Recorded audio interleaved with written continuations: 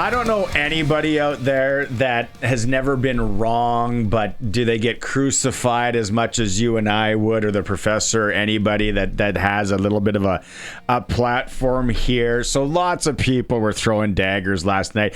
I said to my wife, Trisha, I said, I'm feeling sorry for Arash right now. But on a scale, Arash, of, on the Mount Rushmore of bad takes, where does that one rank for you? What, saying that they should sit George Springer and then he hits one of the most iconic home runs in the history of the Toronto Blue Jays franchise? That one? Yes, that one. On one knee, one at-bat after having maybe the worst at-bat of his career.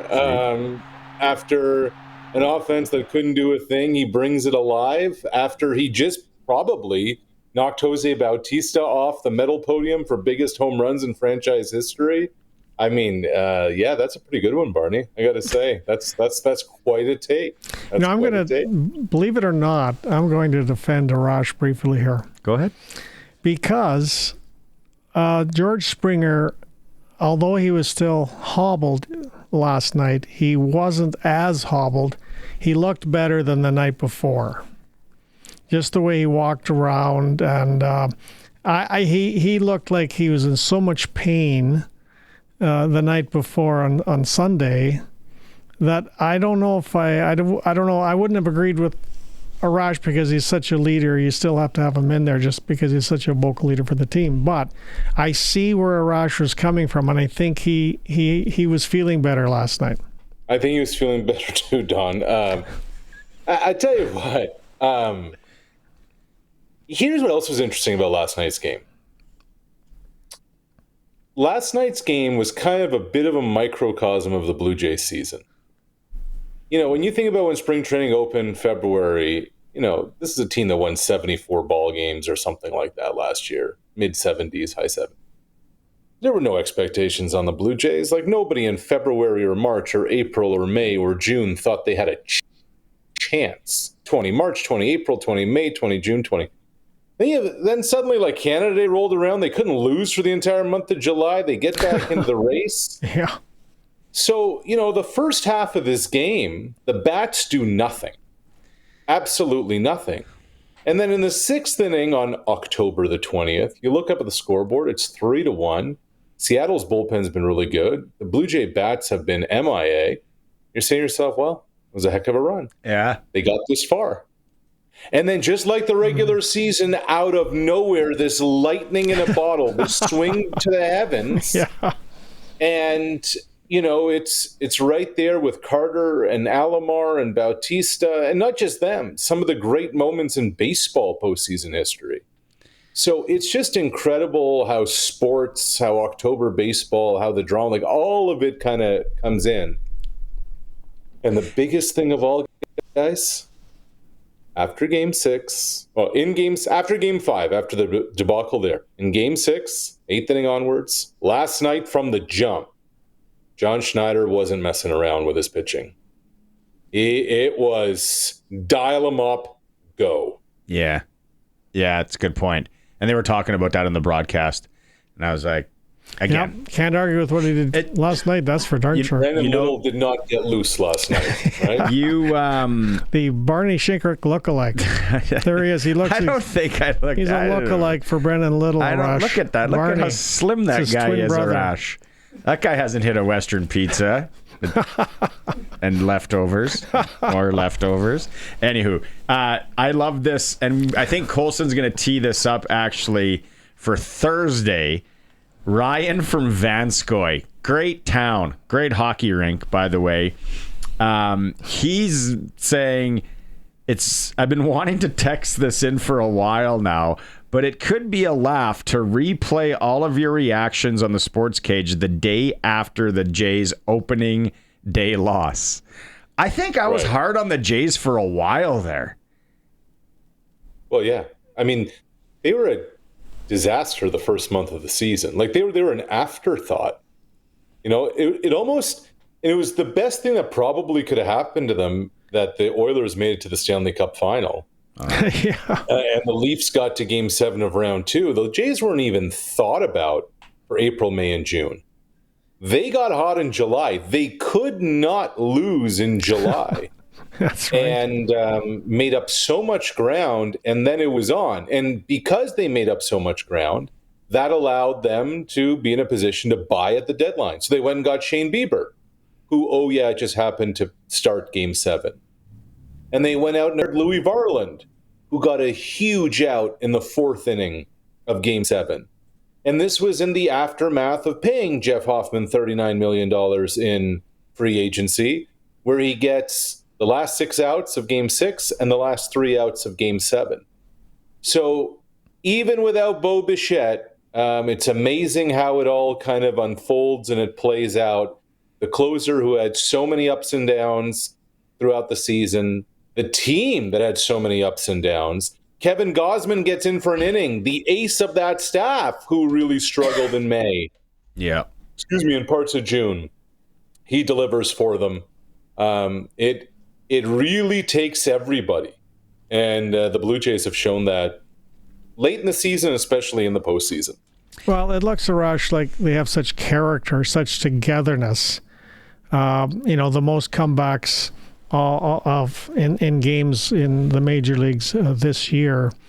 Talk to us about Blue Jay chemistry versus all that bought talent in Los Angeles, because can chemistry beat the enormous talent that the LA Dodgers have? You know what's amazing, Don? I'm old enough to remember when the Los Angeles Dodgers, for much of the 2010s and a good chunk of the 2020s, were the team that could never win the World Series. They were the team that always came up short. I don't know how many Octobers I was at Chavez Ravine for divisional series and championship series and World Series. And George Springer and the Astros and their garbage cans came to town. and Alex Cora and the Red Sox came to town. And the Washington Nationals in 2019 came to town. And on it went. Atlanta in 21, Max Scherzer and the Los Angeles Dodgers. So, yes, they won last year, and obviously the Freddie Freeman Grand Slam and Mookie Betts being Mookie Betts and all these things. Look, it's still baseball. And Barney, I don't know if I brought this up yesterday or not. Yeah, the Dodgers are the overwhelming that they should sit favorite. Springer? Not that one. I'm gonna park that one for a few days. Maybe it might come up later in the series, in the World Series. But here's the amazing thing about baseball. If you fail 70% of the time, you're making $500 million and you're going to the Hall of Fame. And if you fail 77% of the time, you're riding the bus in the minors making $70,000. So in a best of 7 series, all the stars have to come together. Trey Savage is just this unicorn who's fallen from their lap. So everyone's kind of written off the Blue Jays, or a lot of people have written off the Blue Jays, especially south of the border. I'm like, man, it is a baseball series. These guys have been off for a week. All bets are off right now. Maybe this is a question, Colson, that we could have Friday on the Cage too, but I want to ask these guys. We'll start with you, Don. More tension, overtime in a hockey game or extra innings in a baseball game? That's probably a draw. It depends, obviously. And are you talking about, because I saw this after the Stanley Cup Final versus World Series? Yeah. You'd think it'd be pretty close because there's so much on the line. What would you think, Arash? I'm just going to kind of pivot just a little bit off it, Barney. There's no bigger gap between a regular season baseball game and a playoff baseball game in terms of intensity. Yeah. You go to a game even in early September, if you were in Seattle on Labor Day weekend, you'd see some people doing a crossword puzzle, really stretching out, getting big a tan. crossword They're on guy. their phones, like everyone's just chilling at the ballpark, But then you get to October, and every pitch matters. That's the biggest difference. So because the reason I saw it, and it was something that SVP Scott Van Pelt had a while ago on a tweet, and then I saw the reply, and it hit the nail on the head to kind of where I was thinking. It's like two different types of horror movies. Hockey is like Jason from Friday the 13th, where it's just constant action, gore, simply relentless, and then baseball is like a Hitchcock, where the stress is building up over small things, and then all hell breaks loose, which I found very, very on brand for both there. What was the city like last night? Toronto, obviously no cars on fires. I didn't see any. People were climbing, light posts and all that stuff downtown. I went to a local establishment, and for sure, people are into this right now, man. Like, I got to tell you, Barney, because I know this is right up your alley. Tickets. Drinking? Oh. Tickets went on pizza. Tickets went on sale today, and they went in a second.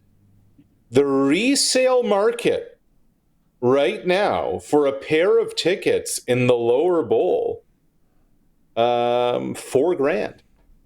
Mm-hmm. Anywhere in the lower bowl, pretty much. That'll go down. $4,000. I'm going to go to my... Two pop. Yeah. I don't think it'll go down by Friday, but we'll see how this all unfolds. You don't think so? The fact that it's a Friday, Saturday, game 1 and 2, it's given... They're like... I've gotten messages from friends of mine in Nova Scotia, friends of mine in Montreal.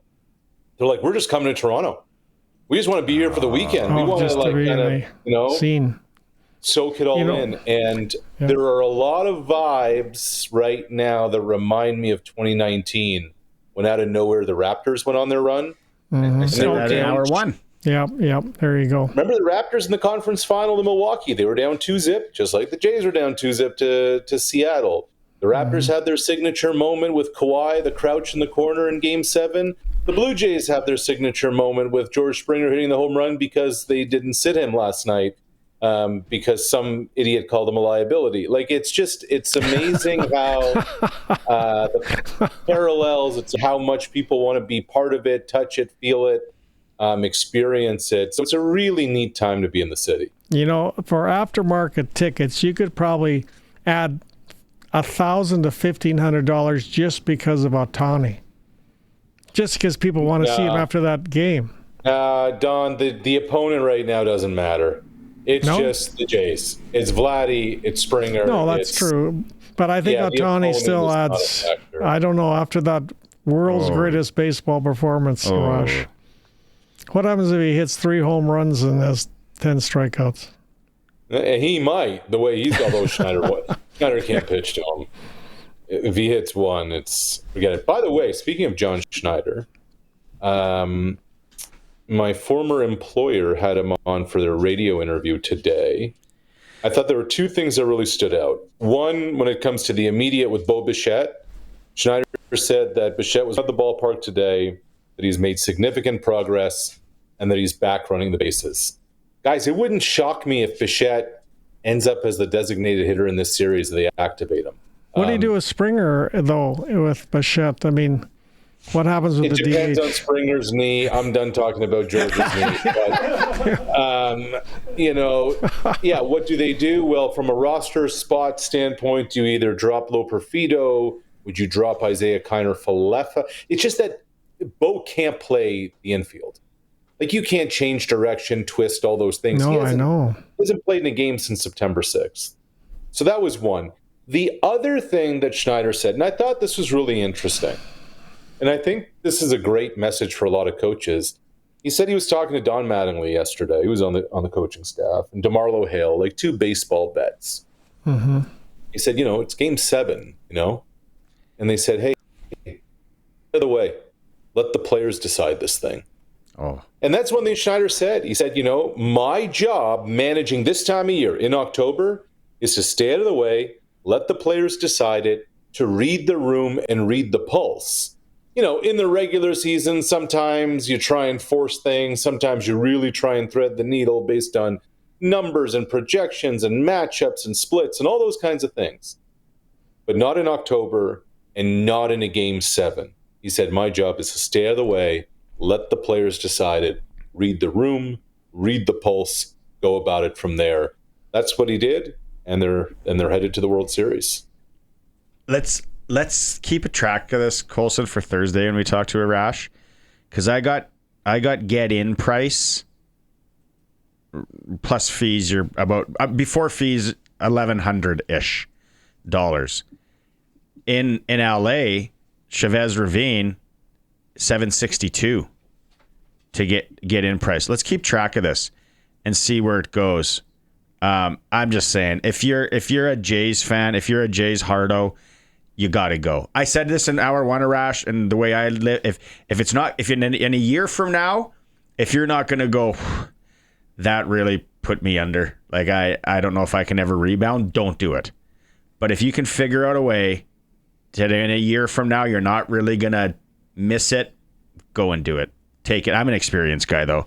I'm not a tangible. My wife hates that about me. Let me guess what you want for Christmas. Another trip. Yeah, you are correct, honey. Okay, let's talk Thursday, buddy. And thanks for doing this. We had your back the whole way. Back the whole way. Yeah, tell your buddy Mark I have a few things to say to him. Ooh, all right. Fighting words. I like it.